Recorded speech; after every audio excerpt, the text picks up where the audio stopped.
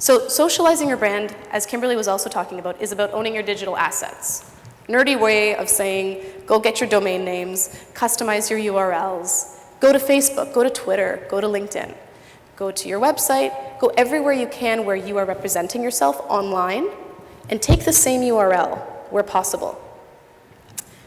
If that URL is not available, what is a shorter, simpler, easy to remember way that you can customize your digital assets the same way? So maybe business of design, the whole long word is too long for Twitter. How can you shorten it? Or maybe it's taken. How can you shorten it and make that consistent everywhere so that it's easy for people to find you from one place to the next? Customizing and owning your digital assets is critical. If you're on social media right now, or if you are going to start today, it's all the same. Just customize them and make sure that you own them. Because there's nothing worse than having someone else running around with a similar name, or when you're searching or people are looking for you in Google and they can't find you because someone else has some version of your own brand. Thinking about that in advance and being intentional really makes a difference. Another thing is, and this is really talking about being on social media, I think people believe that it's all about talking and sharing what you're doing for your breakfast, what haircut you have today. And while those are parts of your life, listening matters more than talking on the social media platforms. So it's no different than being in a networking function or at a conference. You're not going to go up to somebody and just start blasting them with information and blasting them, email blasts. Oh, makes me cringe every time. Nobody wants to be blasted at. Nobody wants to be mass marketed to. Everybody wants to connect. Fundamental to human beings. So how can you listen to what's happening in the social media space, following different trends, following the feeds of people that are in your industry, people that you want to work with, and listen to and pay attention to what are they talking about?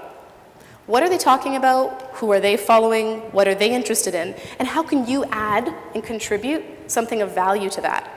So we talked earlier about one of your colleagues here who is sending email templates that she sends to potential clients.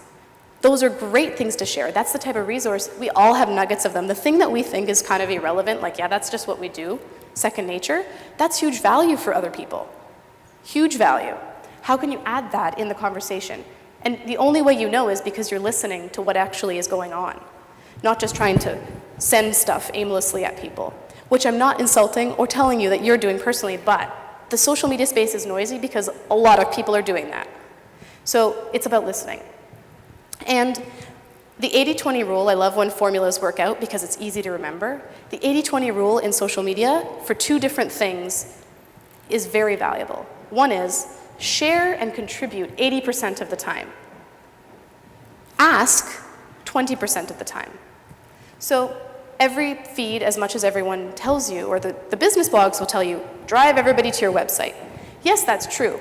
But when we know ourselves, if every single email or social media feed you get is, register on my website, subscribe to my this, do that, come to my conference, if that's all you're getting and you're not getting some kind of value or some kind of connection, that's like going on a first date and asking someone to sleep with you right away.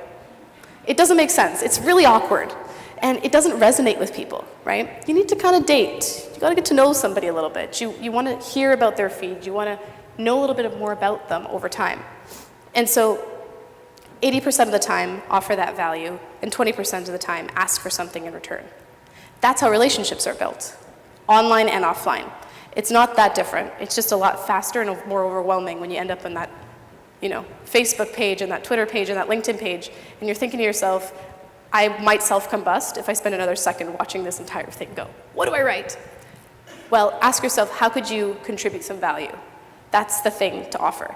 And again, that becomes so easy when you're clear on why you do what you do, because you get to convey that passion. And when we share what we love, it's so easy, right? If your passion is impeccable spaces, every opportunity that you have and you see online to share a tip about that, or reference someone else's work to show someone an example of that, you're adding value. People remember, it may not be instant. There's no direct correlation between that awesome thing that you shared over here and this new business opportunity over here. Very tough to measure. But that's what social relationships cause. It's those people that you met 10 years ago who had a great impression of you, who think of you today when they find out that you have something that they want, that you're offering. So that's the 80-20 rule. I want to, for those of you who like to take notes and want the takeaways from the conversation, I want to just talk about the clear action items to synthesize everything that I was talking about today. And back. Done. So get clear on your purpose. The way to do that, you can get the downloads of those questions that I was asking you from my website. You can talk to me at the break, really digging in and taking that time to articulate and then make choices from that. Everything will become easy.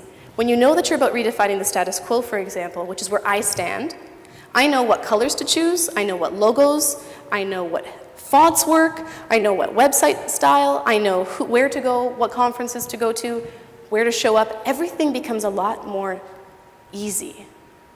You could just do what you need to do in your business and focus on that instead of fluttering around and spinning and staying up late nights trying to figure out which choice is better, which one works, because it doesn't really matter. That's the thing.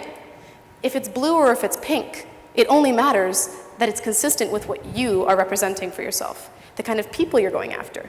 And most importantly, who's the ideal customer that you want to work with? People get scared of niching, of getting really focused, because we think, but if I'm only going for a very specific kind of person, if I'm going, my company is Wedge 15.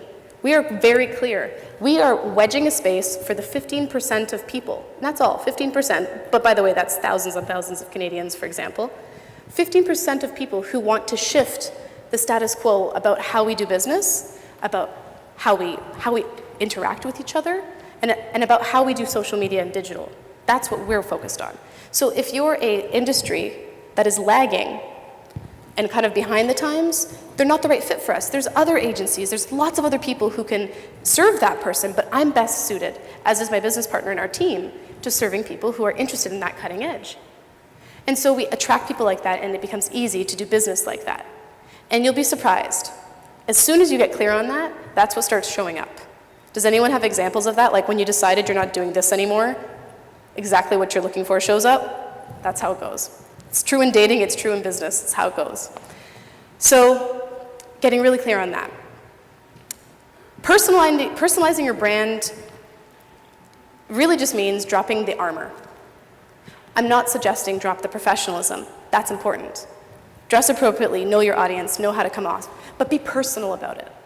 You know those emails where people are a little bit more casual? You don't even know them, you haven't met them yet, but you feel a little bit more connected. You're more interested in talking to them, and picking up the phone, and having a conversation, instead of just a transaction. And I have a perfect example of this in action. Earlier this week, I had hired a courier service to deliver one of my books to Seneca College. It had to get there that day. And I had two choices. Go with the person who we signed up for, that when they called us, they said they had the lowest rates in Toronto. We thought, well, that'll be good for one day. Sure, signed up with them. And then there was this other service provider, a social enterprise, who delivers their packages by hiring exclusively developmentally disabled people to run these packages by foot or by TTC around the GTA. Okay, first of all, my heart melted immediately. And I thought, of course, I would rather choose the person who's gainfully employing people and giving them purpose more than just delivering a package. There's a little something extra there. It's distinct. When you can have 10 couriers doing something for $5 and one for $6, who also has an added social benefit, I'm done. I'm in.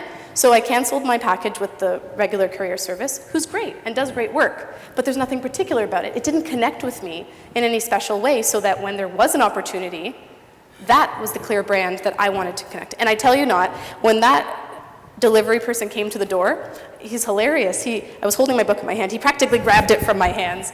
And when he left, I looked out the window to see him. He had the package under his arm, and he was like intently gonna go deliver this thing. I literally had tears in my eyes.